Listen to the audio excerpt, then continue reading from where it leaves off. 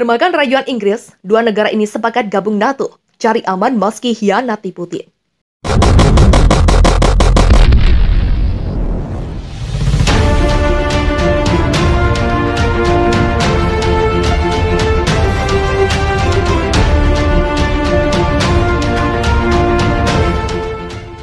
Dua negara yang bersinggungan dengan perbatasan Rusia ini langsung memilih untuk mencari posisi aman. Kedua negara itu telah mengambil keputusan bergabung dengan NATO. Tentu saja kenyataan itu tidak pernah diharapkan Presiden Rusia Vladimir Putin. Tak disangka rayuan Inggris bikin keduanya cari selamat dengan berlindung di bawah NATO. Diketahui Rusia akan terus berusaha untuk memberikan tekanan atas dasar harapan negara tetangga harusnya tak gabung dengan NATO. Pilih gabung NATO. Itu terjadi setelah Inggris menyetujui kesepakatan keamanan dengan Swedia dan Finlandia yang berbagi perbatasan 830 mil dengan Rusia. Di tengah kekhawatiran apakah Putin akan menargetkan negara-negara tetangga lainnya, negara-negara Baltik yang berada di NATO telah gelisah tentang upaya untuk mengacaukan mereka. Estonia, Latvia, dan Lithuania adalah bekas negara Soviet dan Finlandia pernah diambil alih oleh Rusia dan diserap sebagai kadipaten. Itu juga melawan Uni Soviet selama Perang Dunia Kedua. Pada hari Kamis, Presiden Finlandia Sauli Niinisto dan Perdana Menteri Sanna Marin mengatakan mereka mendukung keanggotaan NATO, membalikan dekade netralitas negara mereka. Sekarang saat pengambilan keputusan sudah dekat, kami menyatakan pandangan yang sama juga untuk informasi kepada kelompok dan partai parlemen, kata Niinisto dan Marin dalam sebuah pernyataan bersama. Keanggotaan NATO akan memperkuat keamanan Finlandia. Sebagai anggota NATO, Finlandia akan memperkuat seluruh aliansi pertahanan, kata mereka. Finlandia harus mengajukan keanggotaan NATO tanpa penundaan. Kami berharap langkah-langkah nasional yang masih diperlukan untuk membuat keputusan ini akan diambil dengan cepat dalam beberapa hari ke depan.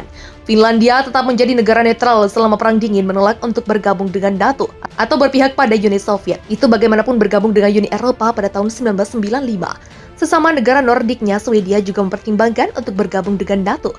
Aliansi defensif yang berulang kali dikecam Putin sebagai ekspansi ke negara-negara yang diyakini Rusia harus berada dalam lingkup pengaruhnya.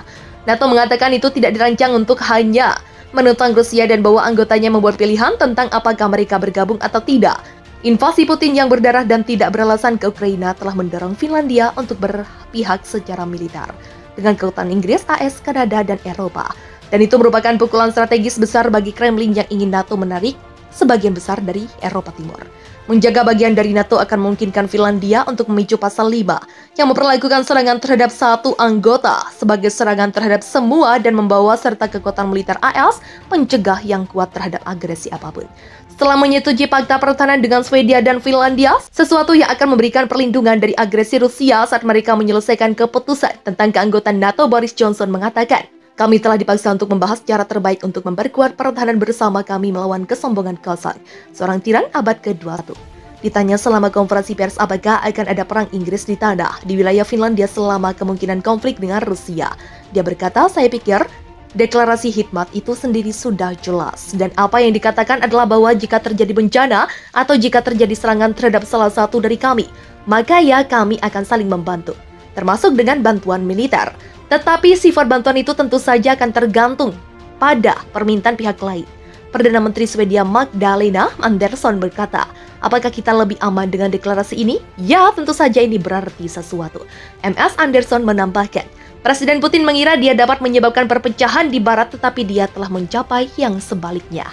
Dimulainya operasi militer dan invasi oleh Rusia di Ukraina telah membuat kekhawatiran bagi banyak negara, khususnya negara yang bertetangga dengan Ukraina. Beberapa negara tersebut salah satunya Finlandia dan Swedia.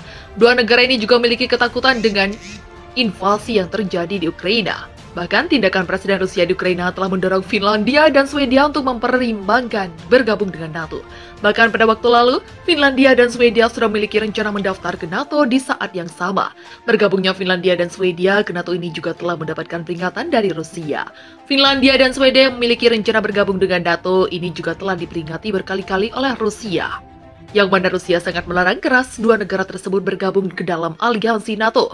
Bahkan disebutkan, jika Finlandia dan Swedia gabung ke NATO, maka Moskow akan memperkuat pertahanannya, termasuk mengerahkan senjata nuklir.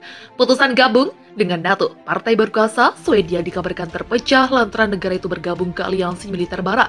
Dilansir dari Zing News, reaksi mulai muncul di Partai Sosial Demokrat yang berkuasa terkait keputusan Swedia yang bergabung dengan NATO. Anggota perempuan dari Partai Sosial Demokrat yang berkuasa di Swedia meminta negara itu untuk mempertahankan status aliansi non-militer. Media Swedia melaporkan bahwa Menteri Iklim dan Lingkungan Annika Strandhäll yang memimpin sayap perempuan di Sosial Demokrat mengatakan partai tersebut memiliki sejarah panjang dan perjuangan dalam isu-isu terkait untuk perdamaian, perlucutan senjata dan kebebasan militer. Oleh karena itu, kami di Dewan Federal memutuskan untuk tetap mematuhi keputusan parlemen bahwa Swedia harus melakukan dealih secara militer dan menjauhi dari NATO, katanya. Dalam rencana bergabung dengan NATO ini, Swedia akan mempercepat penerbitan laporan tinjauan kebijakan keamanan pada 13 Mei. Yang mana waktu tersebut 2 minggu lebih awal dari yang sudah direncanakan dengan partisipasi perwakilan semua pihak di parlemen. Presiden Prancis Emmanuel Macron memberikan saran sekaligus peringatan kepada Uni Eropa untuk mewujudkan perdamaian di kawasan Eropa Timur. Presiden Macron mendesak Eropa untuk tak melakukan penghinaan terhadap Rusia dan Vladimir Putin. Penghinaan dan aksi berlebihan terhadap Rusia disebutnya akan menjadi penghalang perdamaian di krisis Ukraina. Dalam pidatonya di Parlemen Eropa, Macron secara implisit membela Presiden Putin dan Rusia. Macron mengatakan bahwa perdamaian di Ukraina tak akan tercapai dengan memberikan tekanan berlebihan ke Rusia. Dilansir dari Euronews, Macron mengatakan kepada wartawan Startbook bahwa saat perang berakhir, Moskow dan Kiev akan bernegosiasi satu sama lain.